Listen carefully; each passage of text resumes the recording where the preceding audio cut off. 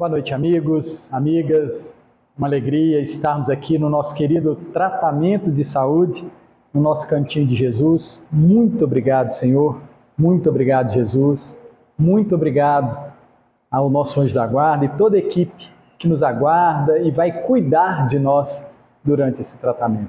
Como isso é importante, a gente estar atento à proposta que nós aderimos e que a espiritualidade nos propõe. O livro é o Mestre de Amor. Obrigado ao nosso querido Divaldo, obrigado a Joana de Ângeles pelo trabalho, né? O primeiro livro psicografado, publicado pelo Divaldo. Obrigado, Joana, que preparou esse companheiro. Interessante isso. Muitas das vezes a gente não se apercebe disso. O preparo para as nossas tarefas. Isso é muito importante da gente entender. O preparo, anos, dedicação, compromisso. Aí eu lembro, do nosso querido Chico com Divaldo, Chico com Emmanuel, Emmanuel com Chico, disciplina, disciplina e disciplina, em todos os aspectos. No comer, no beber, no pensar, no trabalhar, no andar, todos os aspectos, a gente precisa ter essa disciplina. E nós que procuramos e encontramos os esclarecimentos da ciência espírita, nós precisamos, aí a gente tem um leque maior ainda para atender essa disciplina. A lição de hoje é a de número 22, Fenômeno e Doutrina. Lição gostosa, esclarecedora. E Joana começa dizendo assim: procura o Cristo vivo em qualquer escola de fé onde te encontres. O essencial não é a adoção de crenças pelas vantagens aparentes que ela oferece. É imprescindível estar ciente, por experiência pessoal, dos objetivos que a vitalizam. Olha que interessante isso. A escola de fé, e nela tem que estar um Cristo vivo. E aí eu fico me perguntando, eu leio as lições, gente, eu fico fazendo laboratório comigo. Fazer laboratório, é isso mesmo, Theo? É assim? A escola que você frequenta de fé, lá tem um Cristo vivo? Você percebe a presença, você sente no ambiente, você sente com os amigos, é vivo a alegria do Cristo, a atenção, o carinho, o amor, é vivo. Acho que eu estou indo bem. E aí ela continua, que a crença nos moldes tradicionais é rotulagem de fé. Uma colocação dela firme. Mas a gente precisa procurar se lá tem o Cristo vivo, não é assim? Firme. A crença nos moldes tradicionais é rotulagem de fé. A ciência, pela participação ativa dos postulados, é comunhão com a fé. Olha que interessante isso. A ciência, pela participação ativa dos atores, é comunhão de fé, com a fé. Por isso, é necessário demandar o fulcro do pensamento acolhedor da crença para cientificar-se da sua legitimidade. É necessário demandar, querer conhecer, buscar conhecer. Porque outrora, a nossa fé, a nossa crença de outrora, não era de pesquisa, não era de envolvimento, era uma crença de participar daquele momento, não de refletir sobre o que estava acontecendo, por que isso acontece. A proposta hoje é diferente, porque, inclusive, nós damos conta de fazer isso. Quando a gente vê poucos envolvidos com isso, a gente percebe claramente que a gente tem condições de absorver, de mergulhar. O crente é apenas um observador inoperante. O crente é apenas um observador inoperante. O ciente é um realizador ativo. Traz duas palavrinhas interessantes: o crente e o ciente.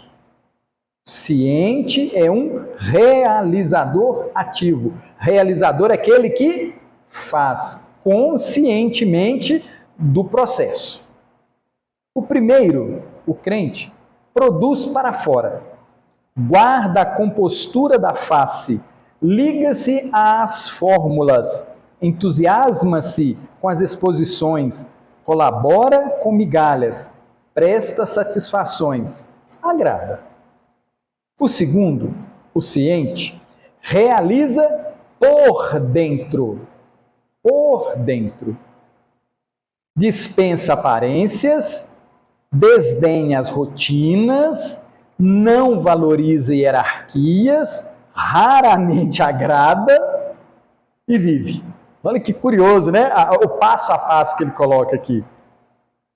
Aparência não é mais interessante, não é importante.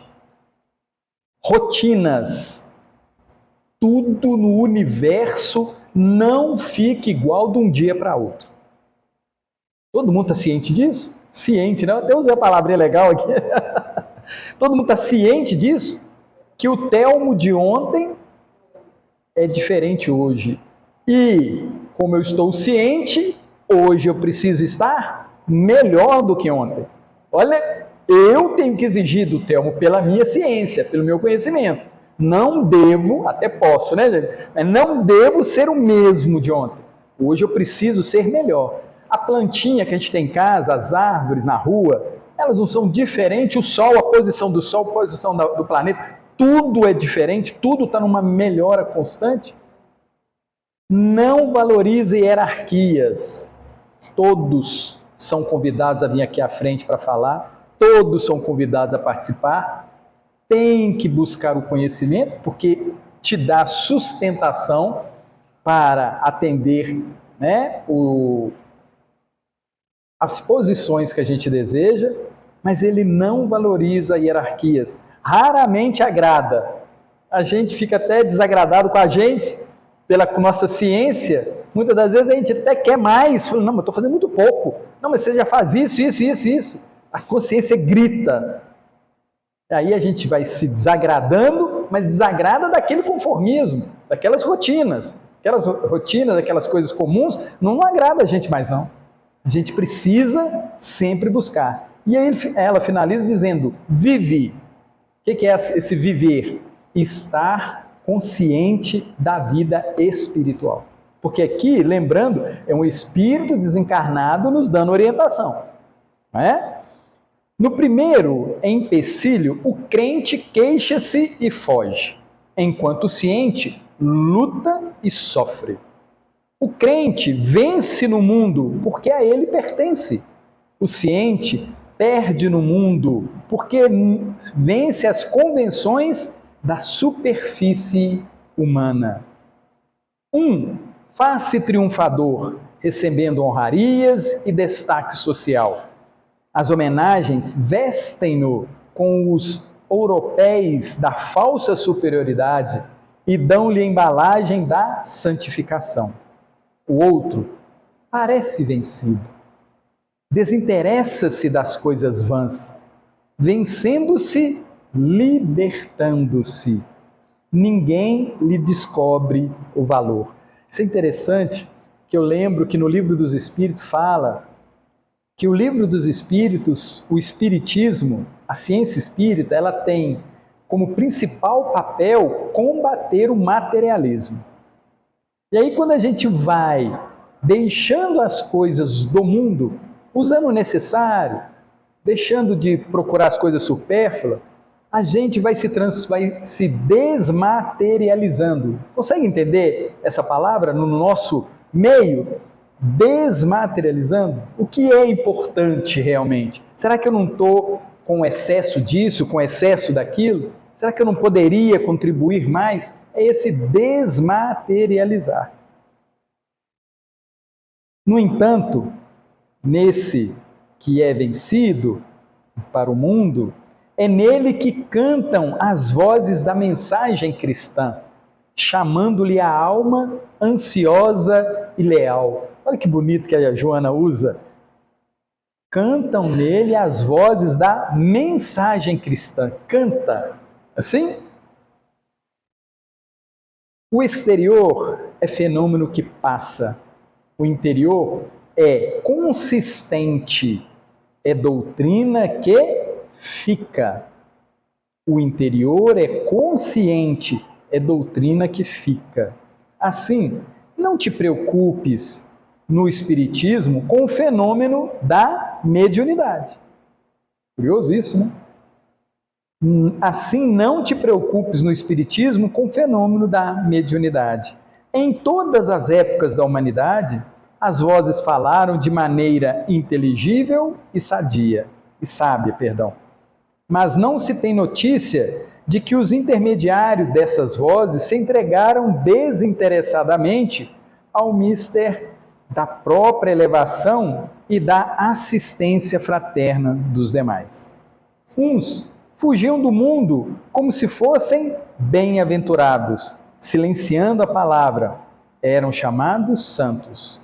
Outros encastelavam-se no privilégio que a si atribuíam e enlouqueciam, tomados pelas forças sedutoras da presunção, eram conhecidos como magos.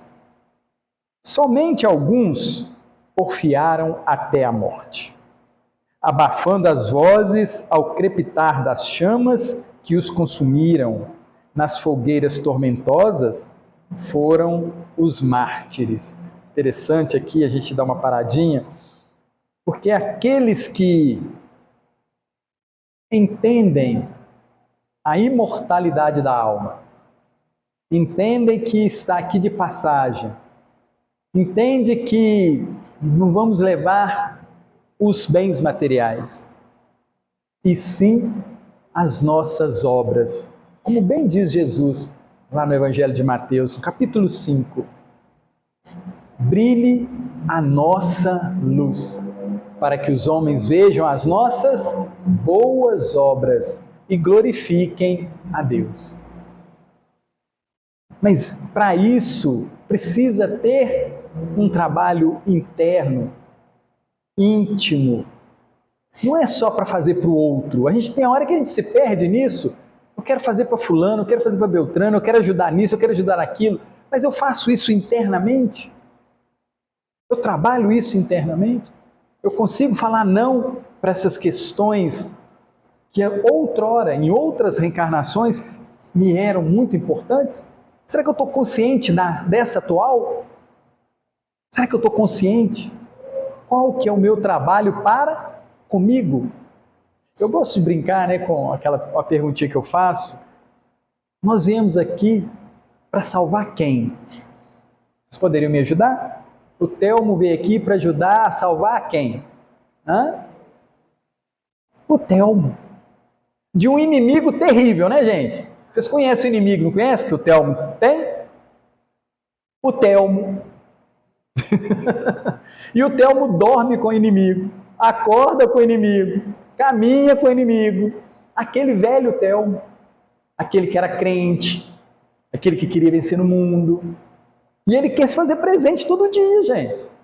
Todo dia o velho Telmo quer se fazer presente. E aí a gente entende aquela fala de Jesus: não vim trazer a paz, mas a espada, para me separar dessas velhas ações, desses gostos que eu tinha.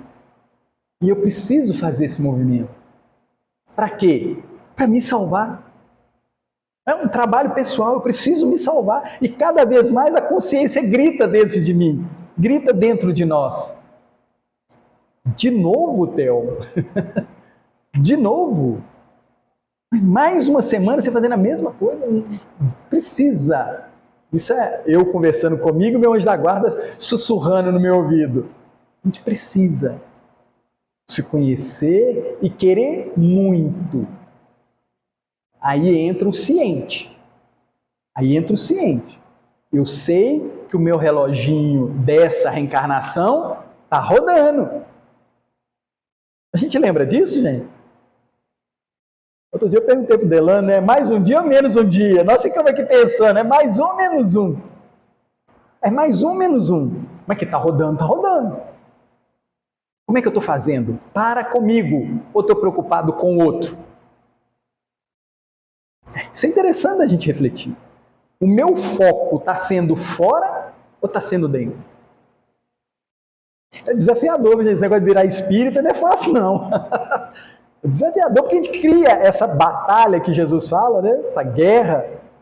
A gente não fica mais em paz, daquela paz que vendiam pra gente outrora. Senta no sofá, vai curtir maratonar uma série na Netflix.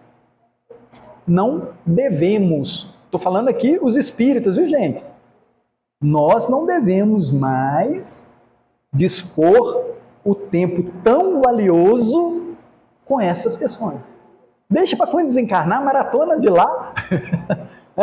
Maratona de lá. E aí ela continua dizendo assim: somente alguns porfiaram até a morte, abafando as vozes ao crepitar das chamas que os consumiram nas fogueiras tormentosas. Foram os mártires. Alguns corações que hoje buscam as sessões do espiritismo prático identificam os espíritos, beneficiam-se e passam, iludindo-se quanto ao porto final. Nossa, essa frase aqui merece alguma falazinha. Alguns corações que hoje buscam as sessões do espiritismo prático identificam os espíritos, beneficiam-se e passam. Não pega, está próximo, não entende e acha que está fazendo o máximo. Eu estou na sessão prática, eu identifico os espíritos, eles me ajudam, eles me trazem aqui, e na hora que eu saio daqui, passou. Iludindo-se quanto ao porto final. Outros, irresponsáveis e fúteis, demoram-se nas pesquisas, desejando mais, sempre mais. Olha como é que a Joana fala. Aqueles que gostam demais da literatura, aqueles que se apegam demais à tal da pureza, né? Se prende demais à questão, não, mas assim no livro a gente tem que viver assim, sabe?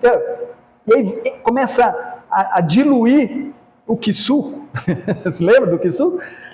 Começa a colocar muita água no quiçu, vai pesquisando, vai colocando água, vai raleando, não tem mais, mas ele continua ali. Creem agora, duvidam mais tarde. Empolga-se hoje, desinteressam-se amanhã. Lembra-te, olha a chamada da Joana, lembra-te do espiritismo praticado e preocupa-te com o espírito da doutrina. Precisamos nos preocupar com a essência. O que viemos fazer nessa nossa reencarnação? Aprender a amar. Aprender a amar. Amar da forma como Cristo propôs. Um amor mais quintessenciado, que nós somos capazes de vivenciar agora. Cada um no seu, mas podemos sim. Lembra-te do espiritismo praticado e preocupa-te com o espírito da doutrina. Amigos, eu fico perguntando, a doutrina é os livros que os espíritos deixaram para a gente? E aí eu fico pensando que a verdadeira doutrina não está no Evangelho de Jesus? A forma como ele lidava? Porque Jesus ele fazia sessão mediúnica, ele participava de tudo, socorria todos, com uma naturalidade. E aí eu fico lembrando que naquela época, quantos não adquiriram asinhas, não é assim? Foram para o bem, lá naquela época com Jesus, e quantos viram e passaram. Caso do nosso querido senador Públio Lentulus, não é assim? lá no livro Há 2000 anos, obrigado Chico, obrigado Emmanuel, conhece, vê e passa. E eu fico pensando, qual que é a essência, o que a gente precisa? Aí eu lembro de uma outra fala, lá no livro Obreiros da Vida Eterna, do Asclépios, um benfeitor que vem, e aí eles fazem perguntas para o Asclépios, e aí depois conta, que ele reencarna a cada 600 anos, por missão. E aí ele vai responder as perguntas daqueles companheiros lá, e ele tira um pergaminho e fala, no Evangelho de Marcos tal, no Evangelho de Mateus tal, no Evangelho tal. Ele não tira o livro dos Espíritos não, viu gente? Curioso isso, né? Ele não tira o livro dos Espíritos. Ele tira o quê? O Evangelho do Cristo. Para a gente ter uma percepção da essência. Onde é que está a essência? Eu estou em dúvida em algum livro, em algum comentário? Precisamos ir ao Evangelho para ele avalizar e me dar a resposta que eu necessito. Então, qual que é a doutrina? O amor do Cristo para solucionar as nossas dificuldades. E se a gente for no Evangelho, a gente vai encontrar a resposta para todas as nossas dificuldades, todas as nossas ânsias, todos os nossos desejos. Lá tem resposta para tudo. É um livro sensacional. Aí ela continua dizendo, o fenômeno é meio, a doutrina é fim. O fenômeno é informe, a doutrina é esclarecimento. O fenômeno chama, a doutrina conduz. O fenômeno é instrumento da doutrina, a doutrina não é a vida do fenômeno. O fenômeno sem a doutrina reduz-se a um amontoado de informações sem valor. A doutrina sem o fenômeno permanece indestrutível, como organismo poderoso de esclarecimento e de salvação. Vocês lembram, amigos, da parábola não, daquele fato que Jesus com a mulher adúltera? Lembram, né? Todo mundo vai lembrar daquele momento sensacional. Como é que ele salva todos os presentes? Vocês já pensaram nisso? Que naquele momento Jesus tinha um desafio. O objetivo não era salvar só aquela mulher, não. Ele tinha que impedir que todos que estavam na presença dele cometesse um ato não bom. E ele tinha que achar uma resposta, um jeito de tocar aqueles corações para que ninguém cometesse um delito ali.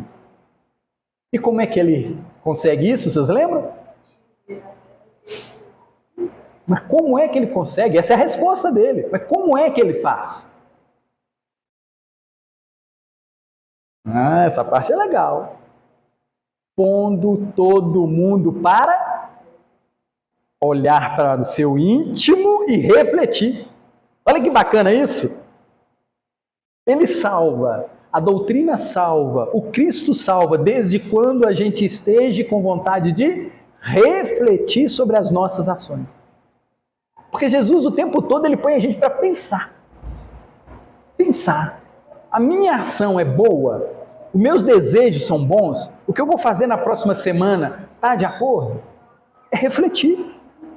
E aí, todo mundo entrou para o seu mundo íntimo, lembrou do seu passado, e aí acontece a salvação. Para toda uma coletividade, quando a gente pensa a respeito dos nossos atos. E ela finaliza dizendo assim, o fenômeno precedeu a doutrina, e esta superou. A doutrina superou o fenômeno. Procura, sim, na doutrina espírita, o Cristo realizador. Procura na doutrina espírita o Cristo que trabalha, que opera, que está o tempo todo atuando. E ligando-te a ele pela ciência da crença, prossegue infatigável no teu programa de aperfeiçoamento, esforçando-te pela redenção de todos. Nossa, que coisa linda! Para a gente fechar, eu lembrei de uma fala de Emmanuel no no livro, se não me engano, Palavras de Vida Eterna, ele fala assim: quando estiveres cansado, lembra-te de que o Cristo continua trabalhando. Me pegou essa frase. Caminho, Verdade e Vida, lição 4. Isso, Caminho, Verdade e Vida, lição 4. Tá vendo que beleza? Quando nós nos sentimos cansados de algo, lembremos que o Cristo continua trabalhando. Obrigado pela atenção, a delícia está aqui, Jesus nos abençoe. Agora nós vamos convidar o nosso amigo Delano. Ah, peguei sua fala.